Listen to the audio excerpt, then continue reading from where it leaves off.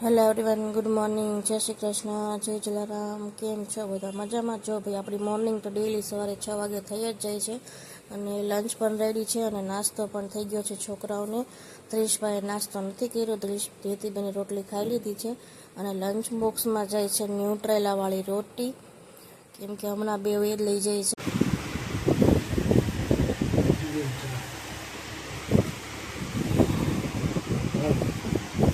જોતું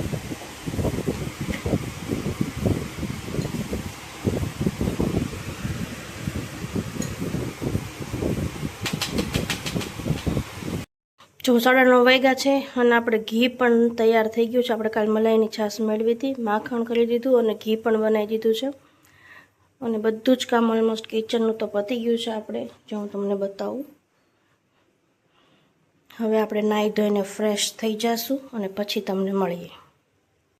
11 આપણું બધું જ કામ પતી ગયું છે, પણ આજે રસોઈ નથી બની કેમ કે આજે ટિફિન નથી ગયું અને પ્રશાંતને મંડે લીવ હોય છે, પણ આજે ઓફિસે ગયો છે કેમ કે હમણાં લાસ્ટ મંડે બી એવું જ હતું કે એને ઓફિસ શરૂ હતી અને થર્સડે લીવ હતી કેમ કે ગુરુવારે એ લોકોને કંઈક લાઇટ જવાની હતી, એટલા માટે ગુરુવારે રજા રાખી હતી. અને જ્યારે એને વીકલી ઓફ હોય મંડે અને એને ઓફિસે જવાનું હોય તો જમવાનું એ લોકોને મીન્સ કે ઓફિસ સાઈડથી જ આપતા હોય છે, ત્યાંથી ઓર્ડર કરી દેતા હોય છે. પણ એને ગુરુવારે રજા આપે છે સામે, એટલે મંડે હમણાં 2 વખતથી તો ઓફિસથી જમવાનું નથી આપતા. પણ આજે એના કોઈ કલીગનો બર્થડે છે અને બહાર જમવા જવાનું છે, તો આજે ટિફિન લઈને નથી ગયો. એટલે હવે આપણે વિચારીએ છીએ કે ભાઈ રસોઈ શું બનાવશું. ભાત તો કાલે જ કર્યા હતા, એટલે વિચાર નથી કે આજે ભાત કરું કેમ કે કાલ આખો દિવસ છોકરાઓએ રોટલી નથી ખાધી, એટલે આજે રોટલી જ બનાવીશ. પણ હવે જો શાક શેનું બનાવું કેમ કે ભીંડો જાજો છે, તો જો આજે છોકરાઓને ભીંડો કરી દઈશ તો પછી કમેળિયું થશે કે બીજી વખત આજે પડો બી રહેશે અડધો અને એટલામાં પાછું બીજી વખત શાક પેન નહીં થાય. તો જોઈએ, લગભગ તો બટેટા જ કરી દઈશ, પણ હવે જોઉં કે શેનું શાક બનાવવું.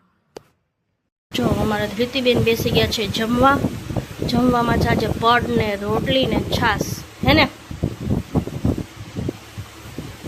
હવે હે ને નાટક શરૂ થઈ ગયા છે, રોજના જ નથી જમવું એમ, એટલે આજે આપણે પડ કરી દીધું છે.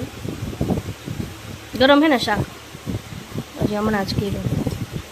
અને ત્રીશભાઈ ગયા છે વોશરૂમમાં, એ આવે એટલે પછી આપણે એને જમાડી દઈએ. ધીતી ઓલી પડ છે ને સીધું કરી નાખ, આખી ડીશ ઘીવાળી થાય. નીચેનું પડ છે ને સીધું કરી નાખ. હા હા, ઓમ કરી નાખ. જો કે નકરી આખી પ્લેટમાં લે કર, સીધું કર, આમ ફોલ્ડ કર. હા, ઘી બધું નીચે પ્લેટમાં વયું જાય. સારું, ચલો તો ભાઈ હવે આપણે જમી લઈએ અને ત્રીશભાઈને પછી આવે એટલે જમાડી દઈએ. તેલ મૂકી દીધું છે અને અહીંયા કોરા મમરા આપણે ગરમ થવા મૂકી દે છે. મમરા થોડા ગરમ થઈ જાય વ્યવસ્થિત પછી આપણે સીધો વઘારામાં એડ કરી દઈશું. આપણે બનાવીએ છીએ લસણિયા મમરા, તો ચલો વઘારાઈ જાય એટલે હું તમને બતાવું. તો આપણા લસણિયા મમરા હોમમેડ રેડી છે. હવે સેવ ઘરે બનાવશું અથવા બહારથી મંગાવીને એડ કરી દઈશું. ઘર નથી બનાવીને, ઘરે બનાવી છે એમ? ઘેર ગઈ હવે એક હંચા હાટું હું ઘરે કરી દીધું, બહારથી મંગાવી દઈશું નીચેથી. ચલો જો ભાઈ, ધ્રીશભાઈ 5 વાગે જતા રહેતા ટ્યુશનમાં અને ધૃતિબેન બેસી ગયા છે એનું હોમવર્ક કરવા માટે, હે ને? એક જ સબ્જેક્ટનું હે, બીજું કે નથી? બીજું હોમવર્ક નથી? પંખો તો કરેલી, કેમ પંખા વગર બેઠી? કાંઈ નહીં, ચલો ધૃતિબેન હોમવર્ક કરી લઈ અને આપણે થઈ ગયા છીએ ફ્રી.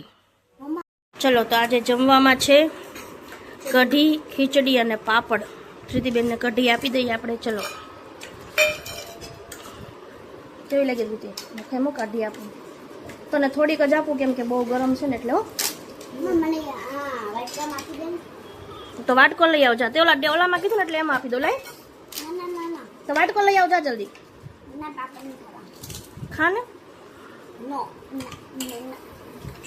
કેવા લાગ્યા પ્રશાંત કઢી ખીચડી? સીજ જાય છે. એને થઈ ગઈ છે બહુ જો શરદી, કોઈને ખબર કાઢવી હોય તો. કેમ પ્રશાંત? ગરમ ગરમ કઢી પી પેલા થોડીક લુખી, એટલે શરદી મટી જાય. લાઈ દઈશ. ધૃતિ કઢી ચાખી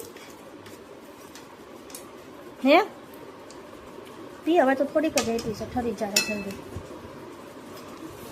લેત્રીસ ઉપર દાચી પાછો. ચલો હવે આપણે શાંતિથી જમી લઈએ કઢી, ખીચડી અને પાપડ. કઢી હરખી નાખ પ્રશાંત.